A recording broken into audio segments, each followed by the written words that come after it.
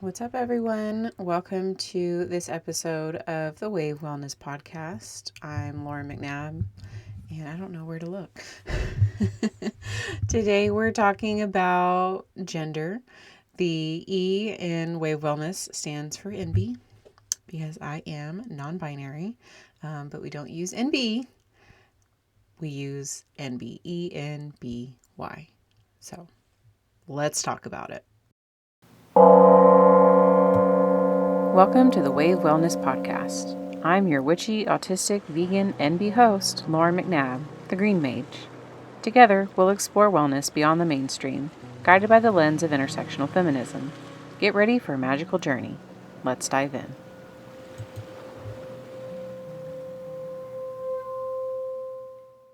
You know what? I'm just going to look at my computer screen. I never know where to look when I'm getting my picture taken. If I stare at my phone, I'm going to be looking at the wrong little circle, but it's fine. So I just started yoga teacher training. I like it so far, but my office and honestly my house has been taken over by school supplies. I just got these little baby sticky notes and a new set of pens and pencils, and yeah, I have a bunch more books. So it's been fun.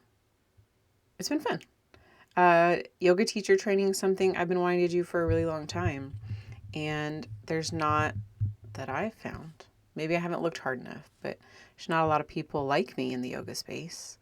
What a lot of people think yoga, especially in Western society, you think thin and white.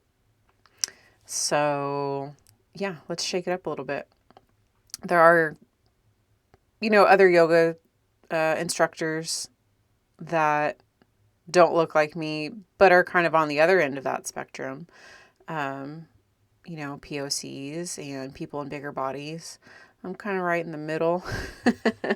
There's a witchy yoga teacher I follow on YouTube. Love her. So, but to be honest, my goal is not to be a yoga teacher. I think maybe that's why I've put it off for so long, because I kind of wanted to just do yoga teacher training to get that, deeper understanding, but I never really vibed with being a yoga instructor. I could never see myself doing that full time. But what I actually want to do is go on to become a yoga therapist. I think it's pretty similar to a massage therapist, honestly. It's almost like a personal trainer and a physical therapist and a massage therapist and a health coach and a life coach, all kind of mixed into one. I think that's really cool.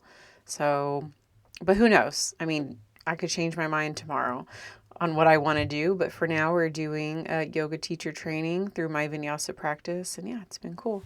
I don't know what my hair is doing either. I just know I don't need any more bleach anytime soon. Oh my gosh, my poor little baby hairs. It's been so cold here that I have been taking hot showers. I was like, you know what? If the color washes out, it's fine. I'll redo it. I'm not putting any more bleach on this, though. No. As I'm recording this, so it's about 6:30. My husband, as you know, goes to the farmer's market every week. My son actually went with him today. It was kind of random. He was just like, you know what? I want to go to the market today. I haven't been in a while because he's been staying home with me. But I was like, you know what? Go for it. We are stuck in the house too much. We were like sick, a couple weeks ago. I'm like just now getting over that, where I'm not having to blow my nose every 5 minutes. It got really, really cold the past few days. And then today it's warm. It's actually really nice. It's been like cool in the shade, but warm in the sun. So really, really nice. But here I am in a closet in the middle of my house talking to you guys. I did just join a new Facebook group recently, a local feminist group. That's been cool. They're pretty anti-TERF from what I've seen. That's really important. I get a little iffy about people that call themselves feminists because they're usually white feminists. You know what I mean? Not anything against white people, but you know the term white feminism, right? So I get a little leery, but it seems okay so far. There are other POCs in the group, so we'll see how that goes. Because I don't know about y'all, but Facebook's been mostly apolitical as far as what my friends are posting. I have some leftist friends that are still posting memes and things like that. And I see like the National Park Service posting about how everything's gone. Well, I won't say anything because this is the first few minutes of the video. But, things are not going great. Politically, I'm like, gosh, can you even call it politics at this point? I mean, it's a hostile takeover. And yeah, we'll get into that a little bit. But I guess on the positive, no one's talking about trans people in bathrooms anymore. Not as much anyways. The shift has kind of gone from that. I think it's going in Texas anyways. We're talking about school choice again, which is the stupidest thing. We've always had school choice. I homeschool. I know the laws. I have friends that are teachers. They know the laws. We've always had choice. So calling something school choice should be a red flag that maybe that's not actually what's going on, that it's actually just the voucher program, which public schools and homeschoolers are all against, but they're pushing it through. They said they finally have the votes. Yeah, and I kind of missed the deadline to call someone about it, but I know there are people out there fighting the good fight and making a big stink out of it. And no one wants this. No one wants this. You're taking money away from public schools, which are already severely underfunded, most of them, which is so stupid, isn't it? How our funding for public school works. It's based on property taxes. So the nicer house you have, the more money goes into the school. The poorer schools get less money. That makes no sense to me. And it's based on things like attendance and test scores and honestly arbitrary things. So one of the many reasons that I homeschool. But anyway, so let's get into the topic of the day, which is my gender. I did zero research for this episode, like I have been doing for the past few episodes. One, because I'm so busy that I'm literally just like, oh shoot, it's Wednesday, I have to film a podcast. But also, these first few episodes have just been introductions and telling you my story. And I don't really need to do any research to tell you my story. And I will be the first to admit when I'm not 100% sure on something. So there you go. If you hear my stomach grumbling, I'm sorry. I'm trying to hurry and record this because I do want to eat dinner and then I got to shower and get ready for work tonight. I hate to say I started a new job because I'm kind of just trying it out this week. But I mean, I'm pretty set on it. So I'm a massage therapist. We know this. But there's a new poker room in town. And they've been looking for a massage therapist for a while. But I used to do that. God, this purple hair is really bothering me. I need to put a headband on or something. They've been hiring a massage therapist for a while. But my schedule had been so busy. And also, it's overnight. Because I used to do it. There was a poker room I worked out of before the pandemic. And it was good money, but it was late. I would get there at 8, 9 o'clock and leave 2 a.m. Or later. And so when I saw that there was a poker room hiring, I had zero interest in it. But then it kept getting posted and other massage therapists were posting it and be like, oh, this seems shady. And I'm like, no, it's not shady. I've done this. If you go to YouTube and look up massage at poker table, you'll see these huge conventions going on or whatever they call them. I don't know, tournaments. I don't know.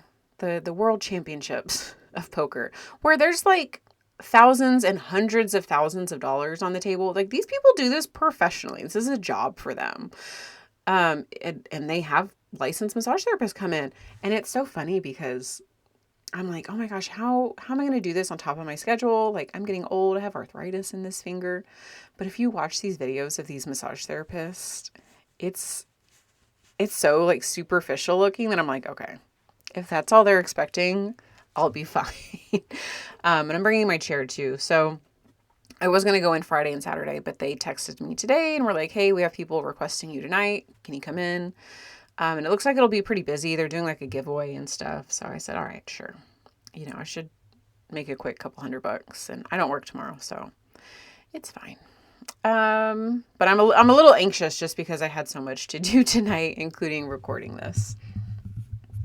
Anyways, we'll get back into it. So I'm non-binary, and that could mean a lot of things. Non-binary falls under the transgender umbrella, I guess, in the sense that when your definition of transgender is not identifying with the gender you were born as.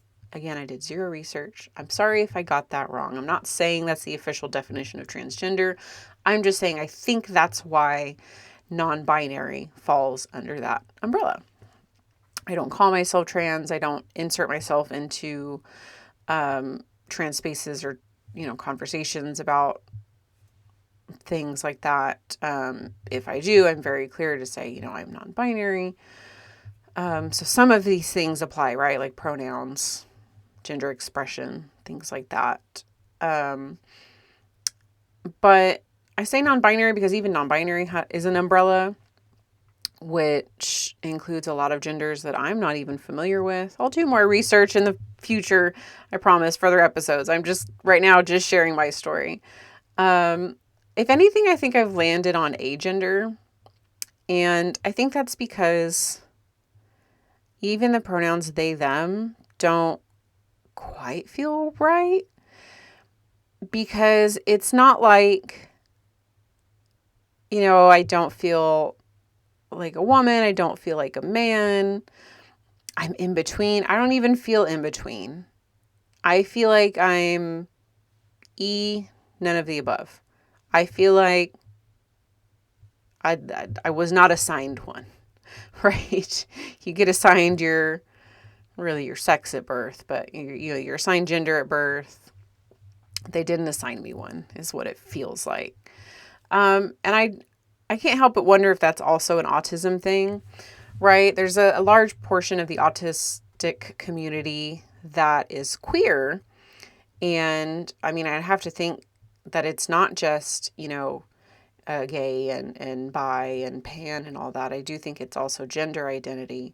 But I think it's because gender is a hard concept for us, right? I mean, part of being autistic is struggling with social cues and social norms, and gender is a social construct, right? And it's one that's never really made sense to me.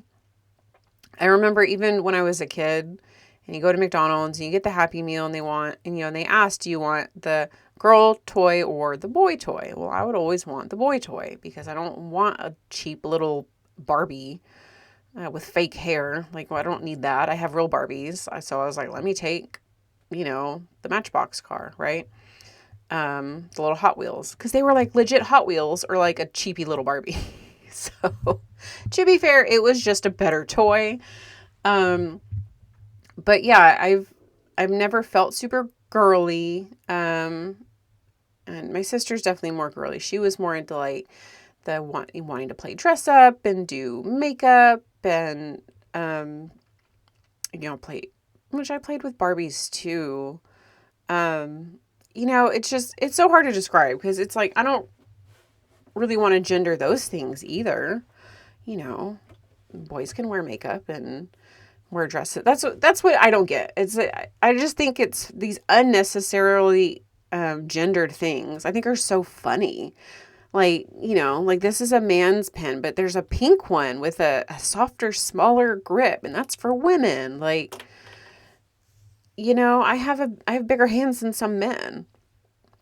It's just so silly because everything is a spectrum and society just wants to put people in boxes. And I get it. It makes things easier to make things black and white. I guess that's just the way our brains work, is to compartmentalize things and label things and put things in neat little boxes. Like, I get that. But that's not the way the world works. And people say, oh, well, it's nature, it's biology. No, there's a spectrum of things, even in other animals and plants and, so you can't say like it's a unique human experience because it's really not. There's chickens that will change their gender if there's no rooster around, and they'll start growing a longer comb and start acting like the rooster around the other hens, and it's a hen. Are you telling me that's not, changing your gender expression? And that's not, in nature? It literally is. That's, I'm going to write that down as another topic. Trans animals. There's going to be an episode about that. So yeah. So again, I don't know if it's just me that feels like a lot of this just doesn't really make sense. But also maybe because of the autism, I never really cared about that. I mean, I did and I didn't, right? So as a teenager, obviously I'm like reading Cosmo magazine, like super into celebrity culture, and really kind of being conditioned to, to think about boys nonstop, right? What do guys want? How do guys want you to look? How do guys want you to act? And that's what I was so focused on, right? It was like getting a boyfriend and, just having this idea of like this great relationship. And this was like in middle school, right? Who has a good relationship in middle school? Like, be so for real. But when you're in middle school, it feels like the most important thing, right? It's when you're starting to date. And I did know in middle school that I was not straight. Like I'm pretty sure I came out just to like a few friends, maybe 7th or 8th grade, that I was like, oh, I'm bi, right? No one says that anymore. Apparently it's, now it's pansexual, which I guess bisexual would fall under that. Again, I really got to look up definitions, you guys. But pansexual is attracted to people regardless of gender, and bisexual is attracted to 2 or more genders. So like they can be the same, but they can also be different. And again, I think people assume that if someone says they're bi, I think people assume transphobia, because I guess those people are like, oh no, I'm a cis woman and I'm only attracted to cis women and cis men, versus pansexual would be attracted to anyone regardless of gender. In my mind, a trans woman is a woman, a trans man is a man. So I don't make that distinction. Like I remember I was on some dating app and I was talking to a trans woman and she was like, I'm trans, right? And I'm like, yeah. Was I supposed to acknowledge that? Like I didn't, I was like, yeah, I don't know. I don't know. If you can tell me, if you're a trans person in the comments, please tell me. And I've heard that from trans people too, in this context, in the context of women not wanting to date men anymore, cis men, but they will date other women, or they will date trans men, but no cis men. So I've heard trans men say that, well, that's offensive. Why are you, making the distinction between trans men and men? Trans men are men. So if you don't want to date men anymore, why are you dating trans men? Now, I think that comes down to the reason these women aren't dating cis men is because of the horrible experiences they're having. And I'm sure you can have a horrible experience with anyone of any gender, kind of depending. But I guess I do also understand the viewpoint of the women that trans men who grew up as women, or living their life as women, I should say, are a little bit more empathetic to our experiences. But again, I mean, I'm in a lot of these trans groups and the trans men are dicks just like the cis men are. So yeah, maybe it is a little transphobic to say I'm not going to date men anymore unless they're trans men. Because I don't know, I just feel like you can have a bad experience with anyone regardless of gender. I feel like we're getting off topic a little bit. Dating. We'll make that another topic. Yeah, so I've kind of just never cared about that. Wasn't exposed um, to transgender people other than like the one-off news stories or documentaries. I remember seeing a documentary a long time ago about a woman, I think in Russia, that the way they described it was she decided to live her life as a man. She took on a wife. They, I think, raised kids together, like lived on a farm.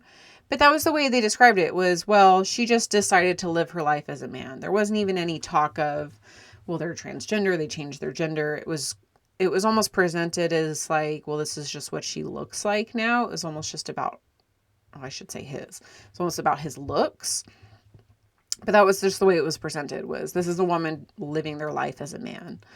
This is a really long time ago, so I don't remember what the documentary was or even what it was about. I want to say it was part of this documentary I watched maybe about drag kings, because that was a new concept for me at the time too. But I think that's what the show was about, was women dressing as men, presenting as men, living their life as men. I thought that was pretty cool. It's like, cool, I didn't know you could do that. So maybe that was my first hint, right? That I was like, oh, okay, that's cool. And then also just as far as like an identity as a kid, I never felt like a tomboy. Like I was never girly, but I never felt like a tomboy, right? Because I saw girls that were tomboys, and they're probably lesbians now. Or maybe not, right? Because I still know women that are tomboys that are still straight, and you look at them and you'd think they were gay, and they're not. They're just athletic. They like a low ponytail. They don't like to wear makeup. They're kind of rough and tumble. But I was never athletic. I'm still not. So I would see these girls who were kind of always in like their sportsy clothes, and they play basketball, and they're tomboys, right? And I was like, oh, that's cool. That's not who I am. And so that didn't fit. Now, there is a quote that maybe should have been, and it was a little bit, not of a red flag, but a flag. There's a quote by Pam Anderson, and I'm going to get the quote wrong. I should have looked it up. But she basically said something along the lines of, I feel like I'm a gay man trapped in a woman's body.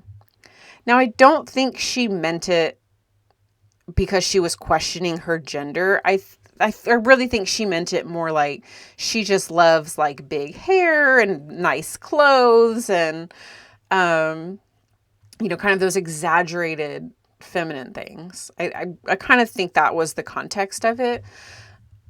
But for some reason, that always stuck with me. I was like, could I be a gay man stuck in a woman's body? I was like, but I'm not just attracted to men. So I was like, okay, I'm a bi man stuck in a woman's body. I don't know, right? Like it definitely raised some questions and still does. I still think about that quote quite often, especially when I'm thinking about my gender. So I do have a family member that when we were younger, they are quite a number of years younger than me. 12, maybe 12, I think about 12 years younger than me. And when they were in, I think, high school, they came out as gender fluid. And their parents are much more liberal than my parents, we'll say that. I want to say my mom told me about it. And this is like early Facebook days, right? Because this would have been for them probably about 10 years ago. And I thought, wow, that's really cool. And I remember her parents like talking about it on Facebook. I say her because I think she's identifying as female now, but I'm not sure. I should ask what their pronouns are. But they do present female now, as far as I know. But they, like I said, at the time, they were gender fluid. And I thought, well, that's really cool. and they still do cosplays in different genders. But again, is that, and I'm not talking about this person, I'm just saying in general, is cosplaying as a different gender, does that mean you're questioning your gender identity? No. I've done gender bent cosplays before I ever thought anything about my gender. But again, I don't know, maybe that is a sign, being comfortable presenting as a different gender, right? I dressed as a boy in Halloween, like middle school, because I didn't have a costume, and I was like, whatever, I'm just going to throw a cap on and tuck my hair in and wear baggy clothes and be comfortable. Because I was really kind of too old to trick or treat. We were just walking my sister around, so everyone thought I was my sister's boyfriend, which was really weird. Because I'm pretty sure she was in like 5th grade and I was in like 8th grade, maybe even a little bit younger than that. So that was funny. So that was my first experience in drag, or in wearing clothes of a different gender, I guess. And I had actually gotten the inspiration from another girl that did it at like a Halloween party the year before. So I was like, oh, that's an option. That's cool. That's easy. So I did that. More recently, my husband and I were Steve and Eddie from Stranger Things. I was Steve. Like, I even had kind of like this short feathered hair. I got like the members only jacket. My friends were flirting with me because, they thought I looked hot as a man. So that gave me some gender euphoria for sure. Because I think around that time I was kind of realizing, okay, I actually do prefer to present a little bit more masculine. I did wear like my favorite button up. I just love a button up. I think they're just comfortable for one. But I've always, I've always been very flat chested, which in like middle school and high school, I hated, right? Like, I wanted a boob job. I wanted a nose job. I wanted to look more pretty and feminine. But again, I kind of think that was just for the male gaze. I don't think that was for me. I was always just, because society conditioned us, kind of just dress for the male gaze, act for the male gaze. And that's what I did. And it really wasn't until like the past few years when I got into a healthy, supportive relationship that I was even allowed space to kind of explore these things and explore, okay, who am I? Because I've always jumped from relationship to relationship starting in like 7th grade. And so my whole life has been like, how do I get this boy to like me? How do I get him to stay with me? What is he like? And really just kind of molding myself to that person that I never had the space to explore who I was. I had a little bit of time, after my son was born. I was single for like a good couple of years. And then I was just kind of really focused on like my health and like losing the baby weight. And then again, kind of getting back out there and dating. Because again, it was like, well, I have to find a partner. I have to find a guy. I looked for women too. It's a little bit harder to date women in this town. There's just not a huge LGBT scene. And yeah, it wasn't until I was in this really healthy relationship that I'm in now that I've been kind of allowed to explore these things. And, I'm still not sure, and that's okay. Right now I'm going for agender because I would prefer to just not have one. I think that's a big part of it and that's why I'm not comfortable with pronouns, because when do you use pronouns? Other than saying things like you, I, me, you're using it to talk about someone, right? Like when you're talking to someone, you're not using she, her, they, them, he, him, unless you're talking about someone else. So why do I want to tell someone my pronouns? Why are you talking about me? Don't talk about me. Don't perceive me. Don't talk about me. Don't tag me. Don't post about me.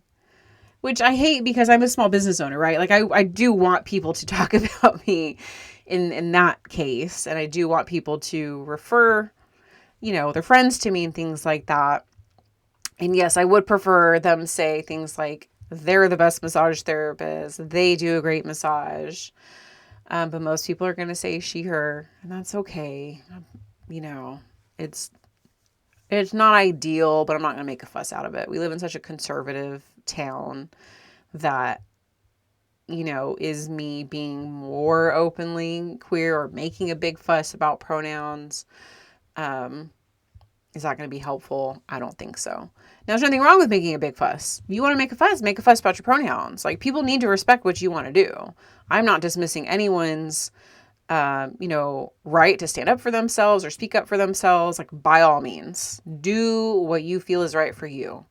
I'm just saying, for me personally, it's not a big deal. I don't even like my name.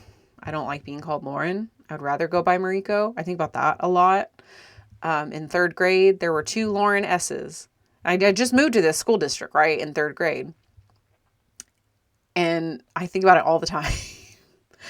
That when they were like, oh, well, you're Lauren S., what do you want to be called? I should have just said Mariko. I should have just said, you can just call me by my middle name, call me Mariko.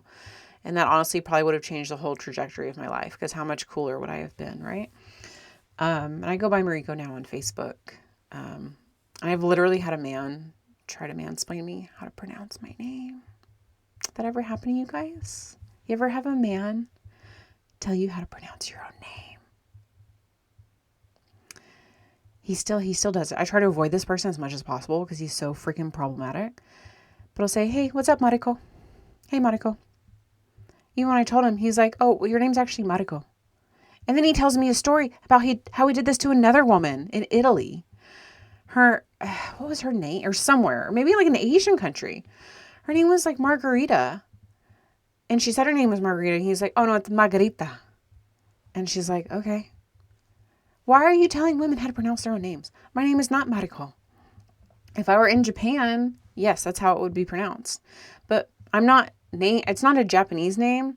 It's a combination of both my grandmother's names, Margaret and Kyoko. So it's Mariko, because it comes from Margaret. So to change that and call me Mariko completely erases my grandmother Margaret's existence. And we're not going to do that, okay? So it's Mariko. Thank you. So that I'm a little bit more passionate about. Don't tell me how to pronounce my name. But yeah, I prefer they, them pronouns, but I say she, they, because it's not a big deal. And I don't, you know, want people to make a big deal out of it if they don't use the right ones. I actually get, I don't want to say, I don't know, kind of misgendered on Facebook a lot because my name on Facebook is Mariko. And people just read so quickly, they assume it's a Hispanic name, and Hispanic names that end in O are usually masculine, and if they end in A, it's feminine. So people probably read it really fast and just think it says Marco, or don't even think about it. I know I barely read people's names on Facebook, right?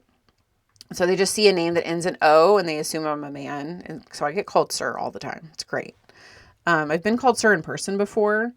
Again, when I kind of had that short feathered hair, was wearing a blue jean jacket, held the door for someone, they said, thank you, sir. It was awesome. So yeah, I definitely don't mind he, him pronouns either. I don't know. They all feel cringy to me, to be honest.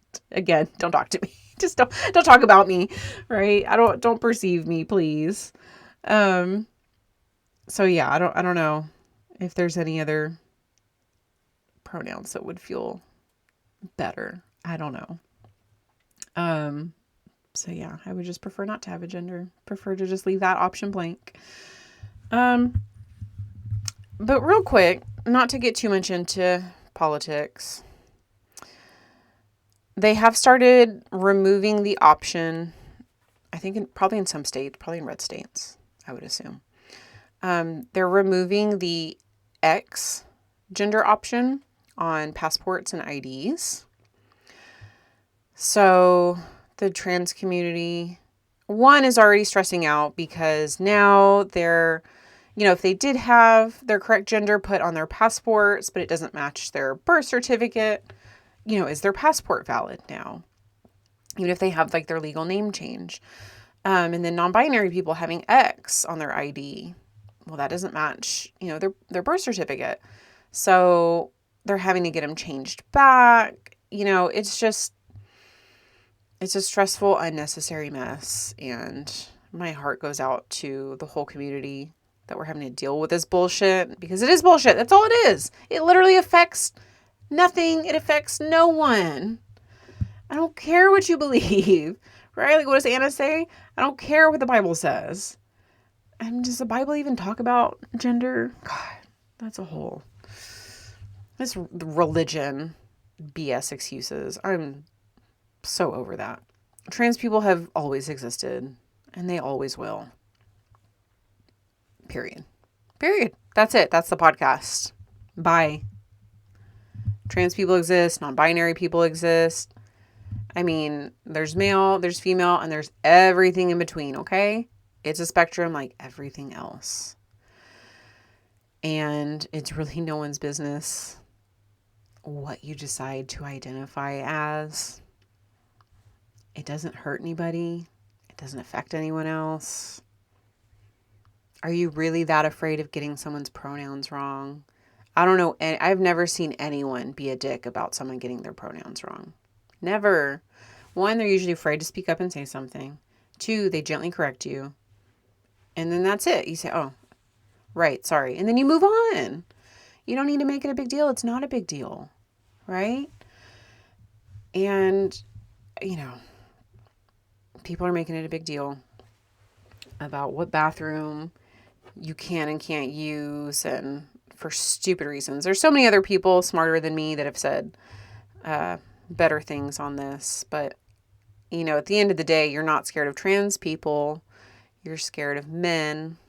And men are going to come into bathrooms and assault people regardless. They're not going to dress up like a woman to go do that. So, yeah. There will be future episodes that do get a little bit more political. It's not the point of this one today. It is going on. I just wanted to address it. It's today that I'm recording this is February 26th. There's a lot of BS going on. Government agencies being defunded, jobs being lost, farmers are losing their grants. Everyone wanted people off of food stamps and SNAP. Well, guess what? I mean, the government subsidized those. That's the same government that subsidized your farm. That's who's buying your produce.